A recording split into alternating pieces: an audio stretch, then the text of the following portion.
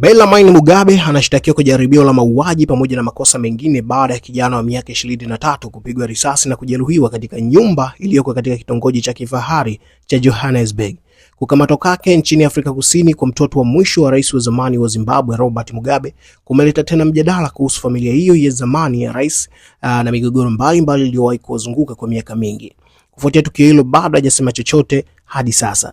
Baba yake Robert Mugabe aliliongoza taifa la Zimbabwe kwa miaka 37 kabla ya kuondolewa madarakani mwaka 2017 akiwa na umri wa miaka 93, na alifariki miaka miwili tu baadaye. Rais huyo wa muda mrefu pamoja na mke wake wa pili Grace Mugabe walipata watoto watatu pamoja, yani Bona Mugabe mwenye umri wa miaka 37, Robert Mugabe Jr mwenye umri wa miaka 33 pamoja na Bellarmine Mugabe mwenye umri wa miaka 28. Kama ilivyo kwa ndugu zake, Bellarmine Mugabe alikulia mbele ya macho ya umma na tangu akiwa mdogo alikuwa kifuatiliwa na kukosolewa na watu wengi. Lakini alipokuwa kijana, mtazamo wake kuhusu masomo ulionekana kuwa jambo lililowatia wasiwasi wazazi wake. Katika mahojiano yake marefu mwaka 2013 kwenye televisheni ya Afrika Kusini, wazazi wake walizungumzia tabia yake ya ucheshi na kutokuwa makini sana na masomo. Mama yake Grace Mugabe alisema alitaka badili tabia zake na azingatie zaidi masomo yake. Nikimnukuu, anasema anapaswa kuwa makini zaidi kuliko ilivyo sasa. Baba yake Robert Mugabe pia aliongeza. Kwa aibu kidogo, Bellarmine alikiri kwamba alitumia muda mwingi kucheza michezo ya video kuliko kufanya kazi zake za shule. Bellarmine Mugabe na kaka yake mkubwa Robert Mugabe Jr wamekuwa wakitajwa mara kwa mara kwenye vyombo vya habari kwa maisha yao ya kifahari. Wakati huo huo, umaskini ukiendelea kuongezeka nchini Zimbabwe. Mwaka 2017, wiki chache kabla ya mapinduzi ya kijeshi yaliyomuondoa madarakani baba yao Robert Mugabe, Bellarmine alichapisha picha kwenye Instagram akionyesha saa ya dola 60,000 aliyokuwa ameivaa. Miezi michache kabla ya hapo, yeye na kaka yake waliripotiwa kufukuzwa katika jengo la ghorofa la kifahari katika kitongoji tajiri cha Sandton baada ya majirani kulalamika kuhusu kelele walizokuwa wakifanya. Katika miaka ya karibuni pia amekutana na matatizo kadhaa ya kisheria. Mwaka 2024 alikamatwa kwa madai ya kumpiga afisa wa polisi katika mji wa mpakani wa Beitbridge. Aliachiliwa kwa dhamana, lakini baadaye hati ya kukamatwa kwake ilitolewa baada ya kushindwa kufika mahakamani, kulingana na gazeti la serikali la The Herald. Mwaka uliofuata, mwezi Juni, alikamatwa tena kwa madai ya kumpiga mlinzi wa usalama katika eneo la mgodi huko Mazoe, takribani saa moja kwa mwendo wa gari kaskazini mwa mji mkuu Harare. Aliachiwa tena kwa dhamana na kesi hiyo bado haikumalizika. Kesi ya sasa dhidi ya Bellarmine Afrika Kusini imeahirishwa kwa mara kadhaa tangu alipokamatwa katikati ya mwezi Februari, na kusikilizwa kwa ombi lake la dhamana kumeahirishwa tayari mara mbili. Robert Mugabe Jr ambaye ni kaka yake pia si mgeni katika kukutana na matatizo na polisi. Mwaka 2023 alikamatwa kutokana na madai kwamba alihusika kuharibu mali wakati wa sherehe iliyofanyika katika mji wa Harare. Kwa mujibu wa wakili wake, alikabiliwa na mashtaka matatu ya kuharibu mali kwa makusudi na mashtaka mawili ya kumshambulia afisa wa polisi.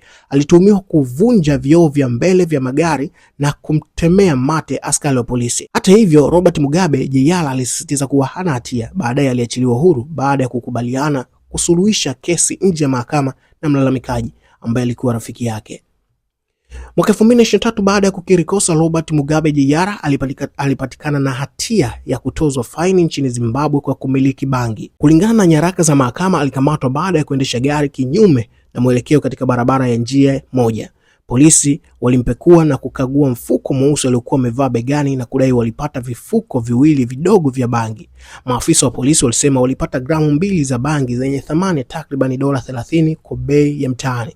Hata hivyo, wakili wake alisema kuwa kiasi hicho kilikuwa gramu 0.02 tu. Grace Mugabe, aliyekuwa mke wa rais wa zamani na sasa na umri wa miaka 60, alipata sifa pamoja na ukosoaji mkubwa kwa miaka mingi kutokana na madai ya kupenda sana ununuzi wa bidhaa za kifahari na maisha ya anasa. Aliyo ilimfanya apewe jina la utani Gucci Grace. Hata hivyo, alikanusha madai hayo ya kumdharau katika mahojiano ya mwaka 2013. Alisema wakosoaji wake walimuona kama mlengwa rahisi wa lawama. Nikimkuu alisema, kwa kweli mimi si kama wanavyosema na ninashangazwa kwa baadhi ya mambo wanayosema. Nafanya kazi kwa bidii sana na sina muda kujipamba au kujifurahisha. Ninashona nguo zangu mwenyewe na kufunga kitambaa changu mwenyewe kichwani. Katika miaka ya mwishoni ya utawala wa mume wake, Robert Mugabe alianza kujiweka katika nafasi ya kuwa mrithi wake kisiasa. Alikuwa kiongozi wa jumuiya ya wanawake ya chama tawala cha ZANU-PF nchini Zimbabwe, na alichangia kwa kiasi kikubwa kuondoa na kuwanyima nguvu baadhi ya wagombea waliokuwa wapinzani wake ndani ya chama. Mipango ya Grace Mugabe ya kurithi madaraka ilivunjika baada ya Robert Mugabe kuondolewa madarakani mwaka 2017 kufuatia hatua yake ya kumfukuza aliyekuwa makamu wa rais Emmerson Mnangagwa mwezi Novemba mwaka huo. Baada ya kuondolewa kwa Mugabe madarakani, himaya ya biashara ya Grace Mugabe ilianza kudhoofika. Kampuni yake kubwa ya maziwa yenye thamani ya mamilioni ya dola, Bushungo Daily Estate, ilifungwa mwaka 2022 ikiripotiwa kuwa na madeni makubwa. Baadhi ya wachambuzi walisema kampuni hiyo iliendelea kufanya kazi kwa muda mrefu kwa sababu ya msaada na upendeleo wa serikali ambao ulipotea baada ya Mugabe kuondolewa madarakani.